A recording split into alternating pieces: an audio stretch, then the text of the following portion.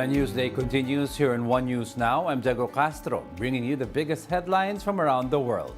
Russia's Wagner chief Yevgeny Prigozhin is presumed dead after figuring in a plane crash in Moscow. Russian authorities said Prigozhin was on board the plane that crashed on Wednesday evening. There were reportedly at least 10 people on board, including his right-hand man, Dmitry Utkin. Supporters of Prigozhin pointed the blame at the Russian state despite an ongoing investigation. In June, the Wagner Group incurred the wrath of Russian President Vladimir Putin after they staged a mutiny. Prigozhin had repeatedly called out Russia's lack of support for them amid the war with Ukraine.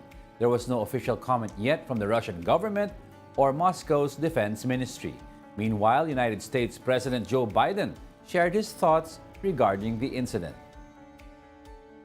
I don't know for a fact what happened, but I'm not surprised. Do you believe? There's not much that happens when Russia is not behind, but I don't know enough to know the answer. I've been working out for the last hour and a half. Other leaders and experts have also reacted to Prigozhin's reported death. Ukrainian presidential advisor Mikhailo Podolyak said Putin appears to not forgive anyone for his own bestial terror. Podolyak added that Prigozhin's elimination could be Putin's way of saying that disloyalty equals death. For Polish Foreign Minister Zbigniew Rau, the deadly plane crash reportedly involving Prigozhin was not a coincidence. Rau said political opponents whom Putin considers a threat to his power do not die naturally. And U.S. think tank Center for European Policy Analysis expert Pavel Luzin said the incident demonstrates the Russian elite's division and that coordination with Russian leadership is, quote, really bad. 3 senators from the United States pledged more support for Ukraine against Russia's invasion. Republican Lindsey Graham and Democrats Elizabeth Warren and Richard Blumenthal visited Kyiv on Wednesday. They were caught up by an air raid alert and had to take cover in the parking lot from where they talked to media.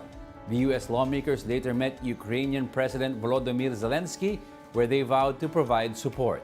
Ukrainian troops have began their counteroffensive against Russia, but progress has been slow. We'll be back with more stories after the break. Keep it here on One News.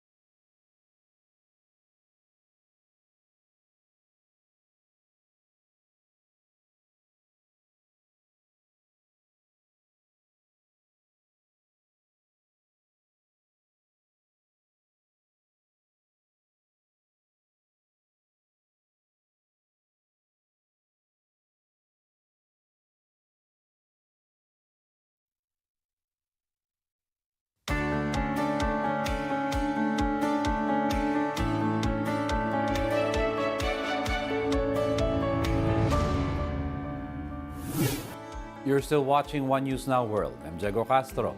Fierce wildfires have killed at least 5 people in Peru.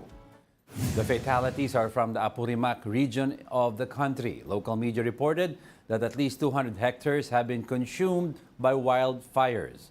In Bolivia, wildfires burned vegetation and endangered wildlife. Authorities said the country's Beni region has the highest number of forest fires. More than 500 troops have been sent to the areas affected by the wildfires.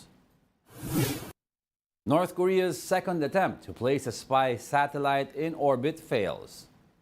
North Korean media said the rocket booster experienced a problem in the emergency blasting system during its third stage. The nuclear-armed country has been seeking to create a fleet of satellites in orbit to monitor moves by the U.S. and South Korean troops. Its first try in May also ended in failure when the rocket crashed into the sea. Space authorities vowed to carry out another attempt in October. An Indian spacecraft becomes the first to land on the rugged, unexplored south pole of the moon. The Indian Space Research Organization shared photographs of the lunar surface taken by its Chandrayaan-3. The spacecraft is expected to remain functional for 2 weeks to run a series of experiments. India's successful second attempt to land the spacecraft on the moon comes barely a week after Russia's Luna 25 mission failed. People across India celebrated the breakthrough mission, which is seen crucial to lunar exploration. Today, we have landed on the South Pole. Our India is the first country which is landed without any error.